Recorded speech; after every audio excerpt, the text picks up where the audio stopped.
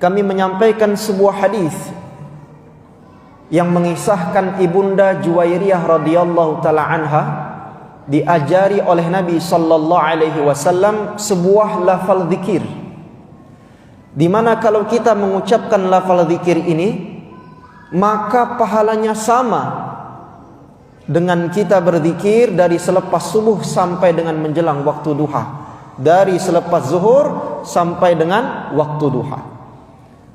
Apa bacaan zikir itu? Subhanallahi wa bihamdi, maha suci Allah dengan pujian-pujiannya. Adada khalqih, sebanyak bilangan makhluk ciptaannya. Wa ridha nafsih, sejauh ridhanya. Wa zinata arsyih, seberat timbangan arsy-Nya. Wa midada kalimati, dan sebanyak bilangan kalimat-kalimatnya yang sempurna. Jadi siapa yang membaca kalimat zikir ini 3 kali sebagaimana yang Nabi telah ajarkan kepada istri beliau Ibunda Juwairiyah, maka itu sama ganjarannya seperti kita duduk berzikir dari selepas subuh sampai dengan siang hari atau sampai dengan waktu duha. Namun jangan sampai hadis ini kita jadikan alasan, kita jadikan dalih untuk tidak hadir majelis zikir rutin kita setiap Sabtu subuh. Ngapa kau tak hadir zikir? Lah ustaz kemarin ngajarkan ngucap 3 ini, jadilah sudah cukup, untuk apa hadir zikir? Ini ngakali kawan ini, ya dah.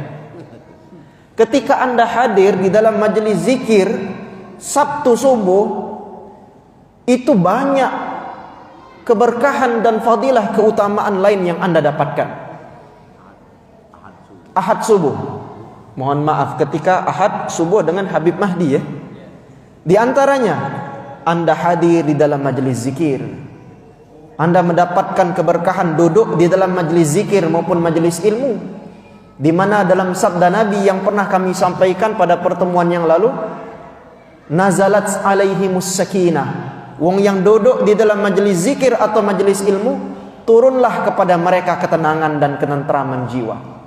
Kemudian turun kepada mereka rahmah, dan juga para malaikat, haffathumul malaikah, para malaikat menaungi mereka yang duduk di dalam majelis zikir ataupun majelis ilmu. Jadi rugi kalau Ahad subuh kita tidak hadir duduk di dalam majelis zikir. Kemudian yang kedua, kita dapat keberkahan duduk dengan ulama. Apalagi ulama yang memimpin zikir itu adalah habaib, keturunan Nabi dari ahli bait Rasulullah sallallahu alaihi wasallam. Tentu keberkahannya lebih agung daripada misalkan duduk majelis dengan kami. Karena kita duduk dengan para habaib, tentu keberkahannya memiliki nilai tambah, karena mereka di dalam diri mereka mengalir darah daripada keluarga Nabi Muhammad sallallahu alaihi wasallam. Kemudian yang ketiga, kita menjalin tali silaturahim. Tentu habis kita majelis zikir, kita bercengkrama, kita bersilaturahim, berjabat tangan. Dan tidaklah seseorang muslim berjabat tangan dengan muslim lainnya, melainkan selama ia berjabat tangan itu dosa-dosanya digugurkan oleh Allah subhanahu wa ta'ala. Jadi memang kalau kita membaca lafal zikir yang diajarkan Nabi kepada Ibunda Juwairiyah tadi sebanyak 3 kali, benar dapat pahala itu. Namun ketika anda menjadikan itu dalih sebagai alasan untuk tidak hadir berzikir pada majelis zikir rutin kita setiap Ahad subuh, maka anda akan ketinggalan keberkahan dan pahala-pahala dari pintu kebaikan yang lain. Maka jangan rugi. Antum begawe di kantor, kata atasan ada bonus jalan, bonus untuk tunjangan rumah, dan lain-lain. Antum semangat untuk mengambilnya, ya tak? Ini Allah tawarkan banyak bonus untuk bekal kita akhirat. Mengapa kita malas untuk tidak berlomba-lomba untuk mengejar kebaikan itu? Jadi bijaklah dalam memahami hadis yang kami sampaikan.